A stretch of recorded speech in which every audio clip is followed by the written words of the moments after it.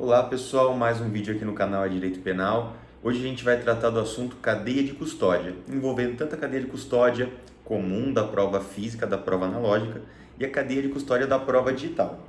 Primeiro, o que a gente precisa esclarecer? O que é a cadeia de custódia? Muitas vezes o aluno de direito ouve esse termo, ou o advogado menos experiente escuta falar em quebra da cadeia de custódia, mas tem uma grande dificuldade em compreender o que é a cadeia de custódia. Pois bem, quando a gente fala em provas no processo penal, todas as provas que servem para acusar alguém, para implicar culpa a alguma pessoa, um ato criminoso a alguma pessoa, essas provas precisam ser robustas. Essas provas precisam ser autênticas e verdadeiras. A cadeia de custódia, ela tem o objetivo, ela tem o condão de trazer os meios de verificabilidade dessa prova, qual foi a fonte dessa prova, de onde ela se originou, como que ela foi acautelada, os meios de verificabilidade para ver todo o caminho de extração dessa prova até ela chegar até o processo e garantem assim uma confiabilidade da produção probatória no processo penal. Por exemplo, se a gente fala de um crime que houve aí efetuados disparos de arma de fogo, como que a gente vai provar esses disparos no processo penal? Como exemplo, a gente pode usar os estojos que ficam no chão, os estojos que ficam no chão. Porque quando existe uma percussão, quando um tiro é efetuado, é disparado, quando existe um disparo, se for uma arma semiautomática, o estojo vai cair. O projétil vai ser lançado, o estojo vai cair e muitas vezes eles são recolhidos para serem utilizados como prova no processo penal. Mas como que eles são recolhidos? Para que tenha validade, que a cadeia de custódia seja respeitada, é preciso observar o artigo 158-A do Código de Processo Penal, o artigo 158-A e seguintes do Código de Processo Penal, que ele traz o modo que esse estojo deve ser acautelado, como que o perito, como que o Instituto de Criminalística vai extrair essa prova para que posteriormente seja juntada ao processo. Então, por exemplo, nós estamos falando de cercar um local onde aconteceu esses disparos para que os peritos possam extrair a prova. Existe um modo de extração dessa prova. Tem uma pessoa responsável para extrair essa prova. Depois, para essa prova ser transportada, isso precisa gerar um registro.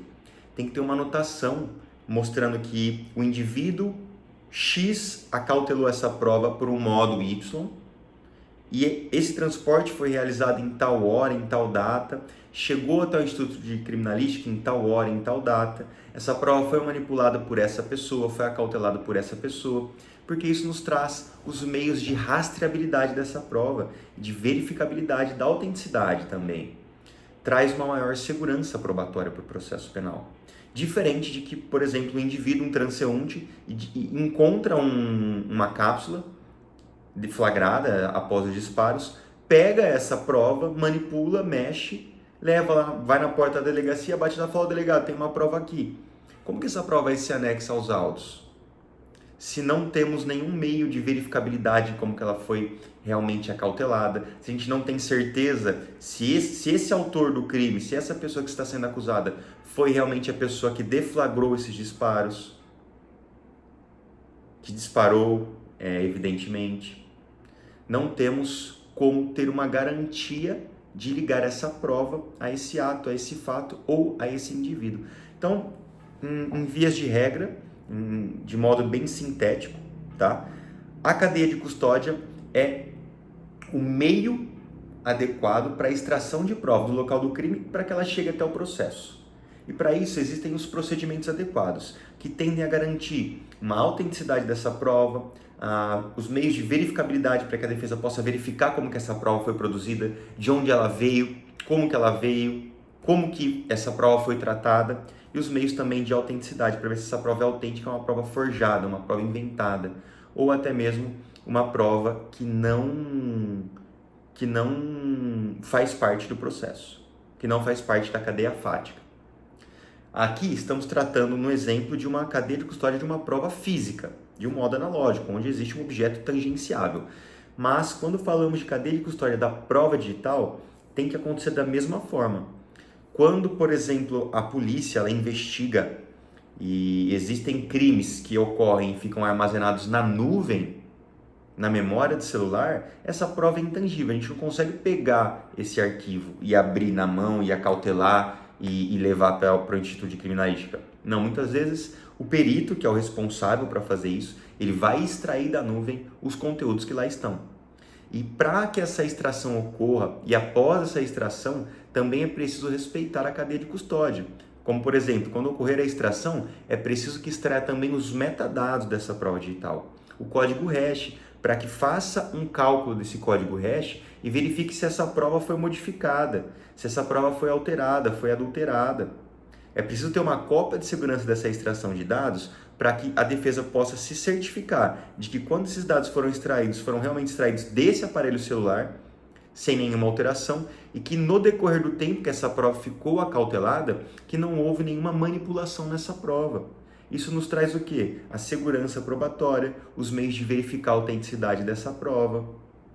Traz também a rastreabilidade, para que a defesa saiba, para que a pessoa que está sendo acusada saiba também como que essa prova foi produzida, trazendo uma maior segurança para o processo. Então, quando falamos em quebra da cadeia de custódia, estamos diante de uma inobservância desse procedimento, que é um procedimento estabelecido no artigo 158A e seguintes do Código de Processo Penal, e que traz que seja, assim, a nulidade probatória, por quebra na cadeia de custódia. Então, se falamos em uma prova que foi extraída em desrespeito à legislação ao Código de Processo Penal, falamos em uma prova nula, que deve ser retirada dos autos.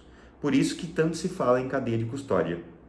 Prova é algo muito sério, precisa ter cuidado, precisa seguir as exigências legais, sob pena de, muitas vezes, condenar o inocente. Então, o STJ vem decidindo quanto às provas digitais, pesquisem o entendimento do STJ, que é um entendimento muito importante, e saibam quais são os requisitos que realmente ensejam a quebra da cadeia de custódia e como que funciona junto aos tribunais superiores esse entendimento. Em tese, esse vídeo é um vídeo simples para trazer orientações básicas que expliquem, que tendem a explicar o que é a cadeia de custódia, qual sua função e por que ela existe. Espero ter contribuído com vocês e curtam o canal, curtam o vídeo, se inscrevam no canal e deixem o seu comentário, que isso nos fortalece.